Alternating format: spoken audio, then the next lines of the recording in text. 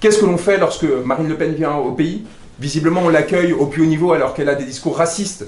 Depuis des années qu'elle porte des discours discriminatoires, qu'elle participe à la violence dont souffrent les Sénégalais lorsqu'ils cherchent à venir en France, qui eux souffrent au quotidien justement de ces pratiques barbares qui consistent à expulser, à traiter selon l'origine ou selon la forme de pensée de façon délétère des individus, des êtres humains. Cette personne qui alimente la haine, elle n'est non seulement reçue avec les honneurs, mais éventuellement, selon certaines sources, paraît-il, est financée. Sur quel fondement? Et en tirant des ressources d'où? Des Sénégalais qui sont exploités, qui travaillent durement pour essayer de survivre, et l'on distribue des millions sans aucune difficulté.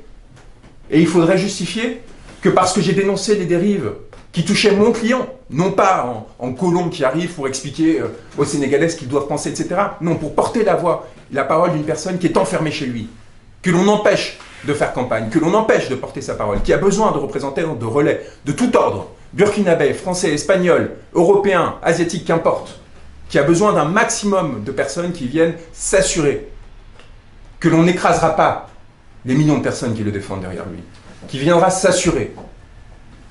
que malgré son contrôle judiciaire qui l'empêche d'aller à l'étranger, des liens seront tissés avec les peuples du monde entier pour s'assurer que lorsqu'il deviendra président du Sénégal, les intérêts des Sénégalais seront défendus sur l'ensemble du territoire mondial et que, justement, il n'aura pas à pâtir des années d'isolement qu'il a subies. Vous voyez la stature d'homme d'État, M. Sonko, qui prévoit les conséquences de ces années d'aridité et de lutte qu'il a dû mener, et qui voit les fragilités que cela pourrait produire s'il arrivait au pouvoir, et qui cherche à les compenser de façon intelligente, qui ne va pas chercher un avocat de l'establishment en France, qui vient chercher un opposant politique, car il sait que c'est la seule façon pour lui demain de préserver son indépendance, de ne pas dépendre de sorciers blancs, de ne pas dépendre de personnes qui sont liées à des réseaux d'influence qui à son tour viendraient coaguler et alimenter et influencer son action politique. Il sait que s'il veut le respect et être respecté par des personnes et qui respecteront sa parole souveraine et qui ne chercheront pas à l'influencer, il doit venir chercher des gens comme nous.